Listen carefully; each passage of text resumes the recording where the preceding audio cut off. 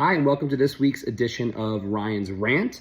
This is a very special edition, and it's going to be a little longer than usual because I'm celebrating a milestone today. 10 years ago today, I was on day 2 of a crazy new job at Zappi, a 4-person startup that had just raised $1 million in seed funding, that had $30,000 in revenue, a bold vision that the market needed but wasn't ready for, and not a lot of tech to speak of, but a bold vision. And I didn't really know what I didn't know then. And so I've learned a lot of things over these 10 years. And so what I want to do today is distill 10 things I've learned, probably over 300 things I've learned. And that's probably undercounting, but 10 things I've learned year by year over the course of the 10 years. I hope these are valuable for you depending on where you are in your journey as a leader, as an entrepreneur, as a startup, and as a scale up. So first lesson, stay close to your customers. If you're close to your customers and you work your ass off, you can survive anything. Second one is channels. Channel partnerships are a very viable distribution channel, but they don't always actually work as good as they look on the whiteboard. You have to make sure that your channel partnerships don't have any conflict or incentive misalignment, because a lot of times they do. The third is context is king. If you're a salesperson, understanding how the software gets made is exponentially valuable to help you sell it better. If you're a software developer, understanding the customer and their nuance helps you build better software. Talking to each other helps bridge the contextual gap and helps you innovate faster. Second one is inclusion matters. There was a time when I thought Zappi was a great place to work, and it was for a certain type of person. And we call it the year of Glassdoor. We had a year we went under some scrutiny, and it's another example of why culture does eat strategy for breakfast. We, as a team, understood that Zappi's culture only worked for some people. We looked hard at ourselves. We benefited from great mentorship from people like Babita Earl, my dear friend, and we worked through the way we work, the way we hire, the way we manage employees, the way we discuss things, the way we talk, the way we show up. And I'm very proud to say, as a co-chair of our diversity committee, we've maintained a 4.5 plus out of 5 on our belonging score for many years. And that was going back to 2017, way before I think this was becoming much more of a social movement, which I'm so glad that it is, because I think inclusion helps companies make better decisions, and it's the right thing to do. Fortune favors the bold. There was a time where we lost 30% of our revenue overnight to focus on the future. As companies get bigger, it's hard to make bold decisions. And right now, you're all operating in a time where you're trying to drive your P&L, you're trying to be more efficient, and we are at the dawn of the biggest technological revolution since the internet. Remember, fortune favors the bold. There's going to be winners and there's going to be losers right now. The next lesson is balancing pace and patience. I got pretty far in my career by driving hard, working fast, making moves, breaking things, iterating.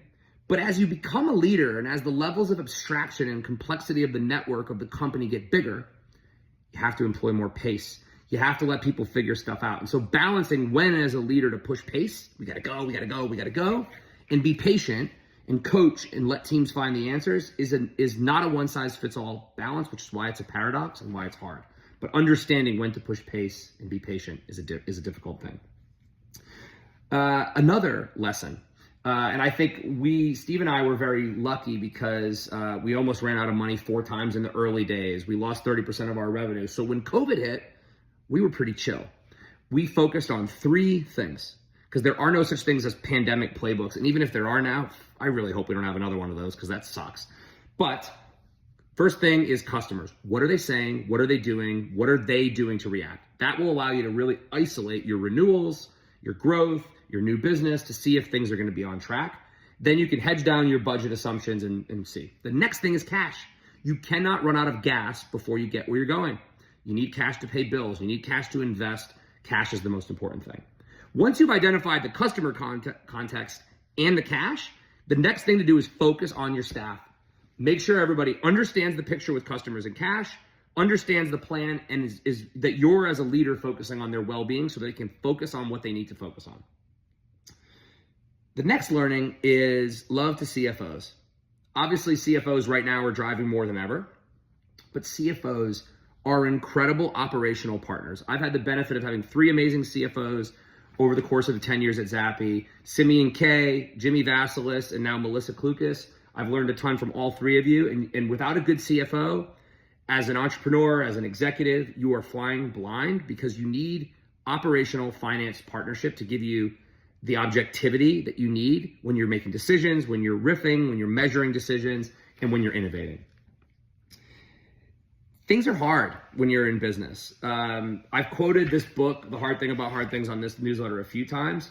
And there's a quote in it that I just love. Because a lot of times, you're faced with, think of the decisions that somebody like me gets on a day-to-day basis to make. A lot of times you're deciding between terrible and bad. And that's hard, right? But nobody really has empathy for you. So shut up and do your job, is the truth. And that's something I remind myself all the time.